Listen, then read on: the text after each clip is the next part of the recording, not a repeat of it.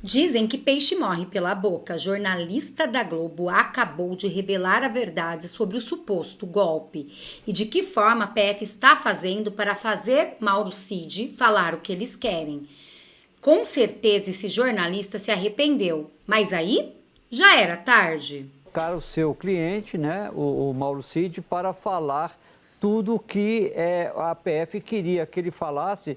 Não que a PF queria que ele falasse. Ele foi realmente intimado, convocado a falar.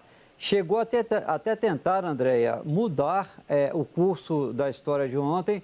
Em vez de ser uma audiência com o ministro Alexandre de Moraes, o advogado tentou transformar em um novo depoimento para a Polícia Federal, para colocar o seu cliente, né, o Mauro Cid, para falar tudo o que a PF queria que ele falasse. Não que a PF queria que ele falasse, mas confirmar as informações que a PF trouxe e que as provas levantadas pelos investigadores mostraram, por exemplo, que Mauro Cid esteve em algumas dessas reuniões e ele simplesmente não queria falar, ou seja, estava omitindo. Na reunião de ontem, o próprio Dr. César Bittencourt confirmou que foi uma reunião tensa em que ele foi avisado que precisava falar o que ele sabia e que ele acabou falando que sabia. O que pode ter acontecido, Andréa, é o seguinte, que o Dr. César Bittencourt começou a revelar detalhes da audiência que me disseram que, por estar ainda sob sigilo, ele não poderia falar isso publicamente. Então, alguém deve ter entrado em contato com ele, né? Alguém ali do lado, porque ele olhava para o lado, era visível que alguém estava sinalizando para ele durante a entrevista para que ele poderia estar cometendo uma ilegalidade, ao contar coisas que foram ditas numa audiência sigilosa e que ele não poderia ter relatado o que estava sendo conversado ali naquele encontro. Como vocês podem perceber, ele foi claro em falar o que a PF queria que ele falasse. A criatividade, né, que a PF vem usando. E falando em criatividade da PF, olha o que disse esse deputado e logo depois a cereja do bolo. O próprio advogado de Mauro Cid dando uma entrevista e falando, na verdade, ironizando praticamente este golpe que eles estão dizendo que queriam matar Lula, Moraes e Alckmin. É só no Brasil que a gente vê essas coisas. Mas antes, olha o que disse esse deputado federal sobre a criatividade da PF, que inclusive foi usada contra ele. Urgente, Bolsonaro queria dar um golpe para depois tomar um golpe. Sim, é isso que os agentes da Polícia Federal estão dizendo. Segundo os investigadores, se o plano desse certo, os golpistas tirariam Bolsonaro do poder. É essa Polícia Federal que fez uma busca e apreensão na minha casa usando uma foto forjada de um suposto participante do 8 de janeiro e que, na verdade, a foto era da posse do Bolsonaro em 2019. A mesma Polícia Federal que fez busca e apreensão na casa do Gustavo Gaia, dizendo que ele tinha utilizado cota parlamentar para financiar o 8 de janeiro, mesmo antes dele ter assumido o mandato como deputado federal. A mesma Polícia Federal que prendeu Felipe Martins por ter saído do país, ido para os Estados Unidos, e depois que ficou comprovado que ele não foi para aquele país, eles disseram que ele forjou a ida dele para os Estados Unidos. É essa Polícia Federal que está indiciando Bolsonaro por uma tentativa de golpe. Eu achava que eles tinham criatividade, mas isso está mais parecido com uma novela escrita pela Dilma. E agora, olhem o que disse advogado de Mauro Cid sobre esse suposto golpe, desmontando toda a narrativa da esquerda. A Polícia Federal relata omissão por parte de Mauro Cid sobre essa operação que foi divulgada hoje, os dados que foram divulgados por essa operação. Eu queria que o senhor relatasse um pouco, houve omissão por parte do cliente do senhor? Não. Na minha visão, não houve nenhuma omissão. O Cid respondeu as perguntas que lhe fizeram. Ele tem que estar à disposição da autoridade. Mas pergunta, responde. Se as perguntas não foram feitas, ele não tinha o que acrescentar. Portanto, se faltou alguma coisa, faltou da parte do inquiridor. Esqueceu de fazer a pergunta que queria a resposta. Todas as perguntas que foram feitas, o Cid respondeu. Não deixou nada em branco. Não sei qual é a omissão. Agora, doutor César, era de conhecimento do Mauro Cid essas informações que foram divulgadas hoje nesse relatório pela Polícia Federal, de que militares estavam ali envolvidos no plano para poder matar o presidente Lula, o vice-presidente e também o ministro Alexandre de Moraes? Era de conhecimento do Mauro Cid essa informação? Eu desconheço isso, eu acho que não é do conhecimento do Cid, não. Aliás, eu nem sei se chegou a existir esse fato, né? Estava colocando aí, matar. Acho que o brasileiro não tem esse tipo de personalidade, sabe? Não há o conceito. Nós não temos a visão de brasileiro querendo matar presidente aqui. Pois então, na realidade, eu não vejo como omissão. Eu tenho a impressão que é uma fantasia, é uma criação de algo inexistente. Eu, concretamente, desconheço essa possibilidade, essa hipótese de que alguém pudesse querer matar este ou aquele presidente. Desde Getúlio Vargas isso não tem mais acontecido, né?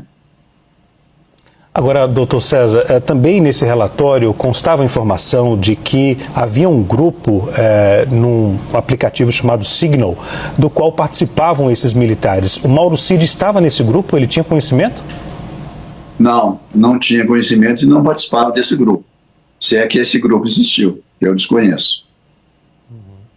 Sobre a informação que também foi divulgada no relatório sobre a possibilidade do ex-presidente Jair Bolsonaro ter redigido e ter reescrito uma trama, um documento, um decreto que previa um golpe de Estado.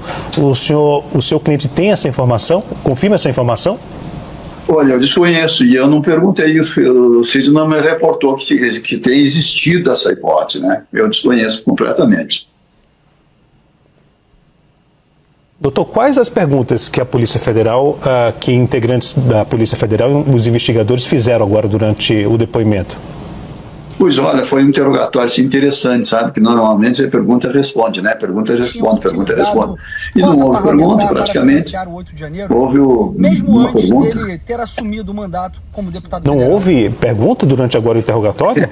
Praticamente não. Digamos assim que foi uma troca de impressões. Impressões sobre esse material do relatório que foi divulgado, que foi hoje, a imprensa teve acesso a essas informações. Sobre esses pontos do relatório?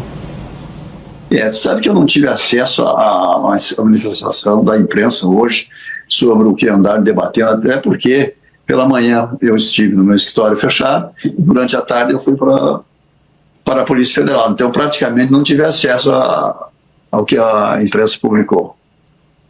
Doutor César, sobre a possibilidade de reincidir o Supremo Tribunal Federal, tentar reincidir o acordo de delação premiada, isso já foi falado para o senhor? Há essa possibilidade? Como é que a defesa pensa sobre isso? Eu não acredito que o Supremo Tribunal Federal esteja pensando em rescindir a liberdade condicional do Cid, até porque não é motivação para isso. Para que exista a possibilidade de rescindir uma liberdade condicional, é preciso que durante o cumprimento dessa liberdade o cidadão incorra em alguma infração, descumpra alguma condição. E pelo que eu conheço, pelos fatos que nós temos, o Cid não praticou nenhuma infração e não descumpriu nenhuma condição que lhe foi imposta. Então, por isso, na visão da defesa, não tem sentido a postulação da rescisão do livramento condicional. Ele está cumprindo há 1 ano e meio já. Se essa possibilidade for colocada em discussão, doutor César, como é que a defesa vai reagir? Perdão, pode repetir? Se essa possibilidade de reincidir, de cancelar o acordo de delação premiada, como é que a defesa trabalha pensando já lá na frente? Pensando já lá na frente, em primeiro lugar, a defesa não acredita que essa hipótese venha a ocorrer. Se vier a ocorrer, nós vamos postular que não seja concedido, que seja indeferido tal postulação. E como nós temos 11 ministros do Supremo Tribunal Federal, não colegiado, nós acreditamos que temos condição sim de manter a liberdade condicional como está sendo cumprida hoje. Doutor César, outro questionamento em relação a como é que o senhor classifica essas informações que foram divulgadas hoje sobre essa trama que foi criada por alguns militares na tentativa de um plano para matar o presidente da República e também outros integrantes, como o ministro do Supremo Tribunal Federal? E eu estive no escritório fechado, e à tarde eu fui para a Polícia Federal, não vi, não li absolutamente nada, mas eu não acredito nesse tipo de coisa.